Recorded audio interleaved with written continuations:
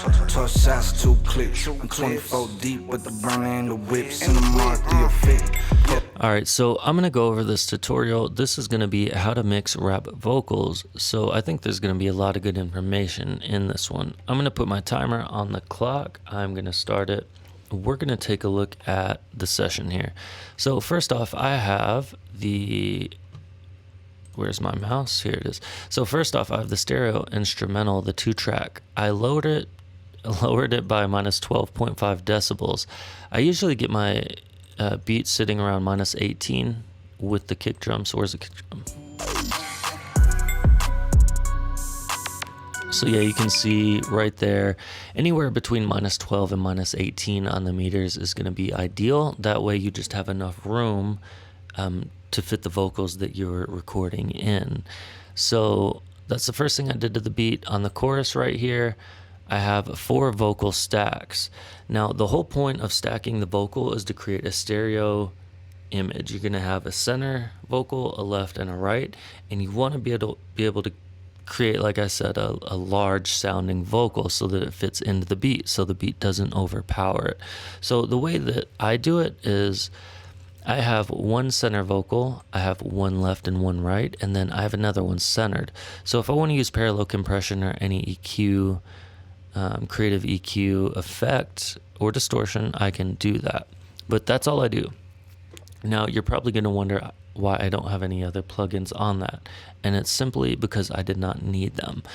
I have hardware over here, so when I recorded these vocals, I used my EQ and my compression on the way in. It sounded right the way that it was. I had auto-tune on the track in real time, so I did my panning, balanced it, and I thought it sounded great in the mix. I'm going to let you hear it just so you can hear. My mood right, no nice. Got your baby thinking that I'm too nice. All blood lit, gun grip on my numb shit, fabric. This shit gone before I touch it. If my bag right, then my mood right, no nice. Got your baby thinking that I'm too nice. So yeah, I think it sounds great just the way that it is.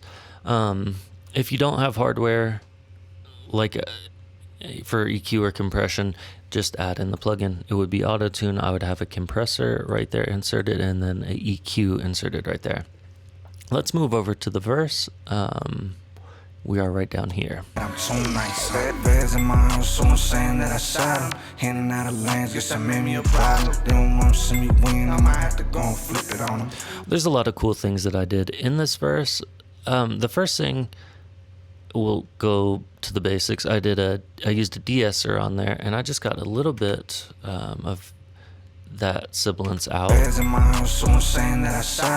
just makes it sound really clean. It makes your digital because the vocals are, everything's digital, so it gives it a less harshness sound, basically. The compressor, I use this one very lightly. In my house, someone saying that I shot him. Handing out of lanes, guess I made me a problem. They don't want to see me. And then this one I used with a longer release time with about 2 to 3 decibels of gain reduction just to help glue it into my mix. I did the same thing. I have a full double. The only difference was I notched out some of the low end and a little bit of kind of that upper mid 3.7K. And I just wanted to create separation between the lead vocal and the full double that we did. That way it sounds like it's one vocal. You don't want to have 2 distinct vocals. It's just not, it's going to sound more amateur. So even when you do your vocal stacks, you want them to sound together as one. The ad-libs, everything's the same. I EQ'd it so that it would have its own little space. And then one other thing I did to create space was I added a stereo reverb on the insert channel. Now, I would not recommend doing that unless you know what you're doing, because this is going to create a dual mono channel, basically a hard left and a hard right. You can pan that, but hard left, hard right. So I wanted the vocals to be separated. It's going to create a false stereo effect, and it worked. It sounds cool. These are the vocals. This is the effect of it. Bears in my house, someone saying that I shot him. Handing out of lanes, guess I made me a problem. They don't want to see me win, I might have to go and flip it on them. So it turned out really cool, but I was really going for an effect. I did not want it to sound too natural, so that's why I did that. This track, I didn't use that one. I just pitched down some vocals. I'll let you hear it. My burner. I peeped a lot of game from the earners. Pull up to the function with my burner. Just did that for the pitch. Turned out cool. The second verse I'm going to show you, it's the same layout. I've got my lead verse. This is part of the lead verse. It was a little punch track, punching. Full doubles, and then I use my distortion and delayed vocals. So this is a guitar amp that I use. I created my own preset right there, and I use it to get this really crunchy, distorted vocal. It sounds really cool. So Red eye, shoot him in his, call him Red Sox. Have the scene looking like a movie from the red box. So that's it right there. Red Rock, a new Glock for a new op. You ain't getting. And the whole purpose behind that is you want to create, like I said, separation between your ad-libs. I don't care if it's panning, some sort of artistic EQ, distortion. It can be a lo-fi sound. It could be a flooded reverb, like a reverb tail after the vocal. Anything to create something that's going to be driven throughout the song so it keeps your attention.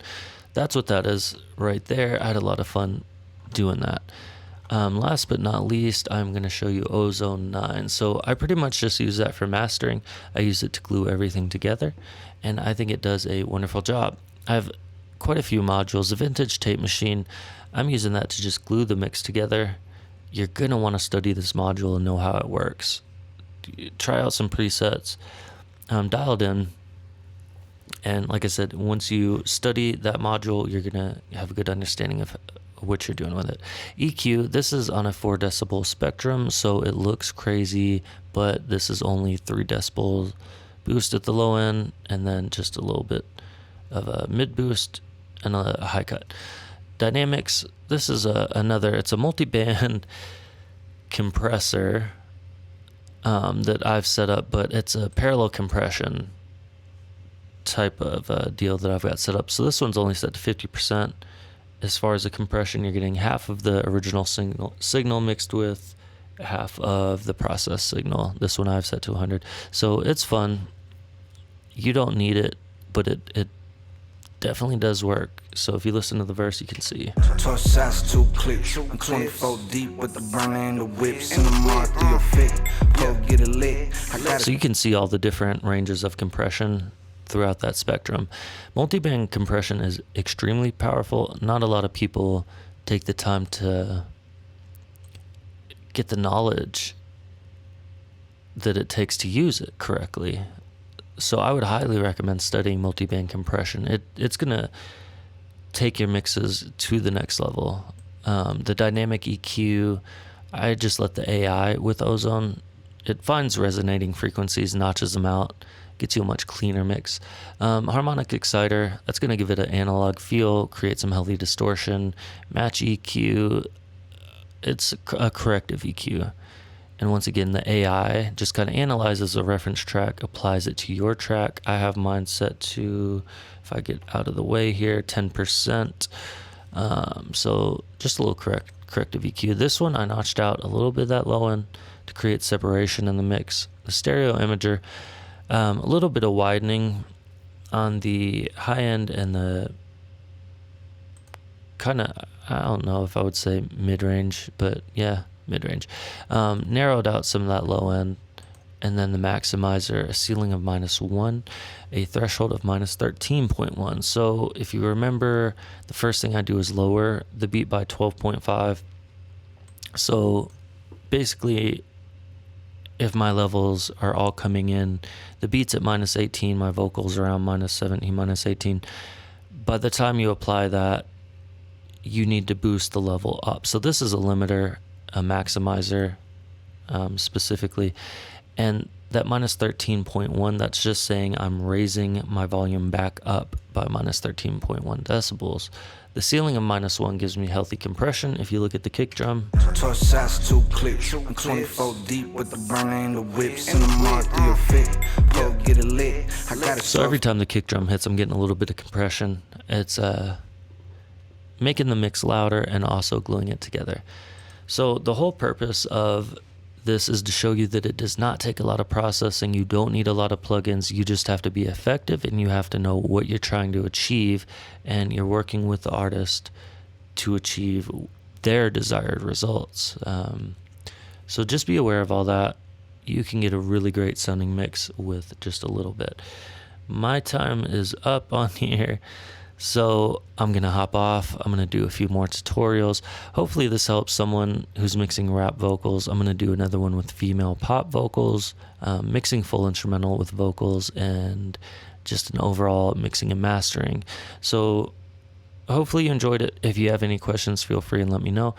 Check out my website. It is Active Music Productions, as you see in the lower right corner. And this is my tutorial on mixing rap vocals. See you next time.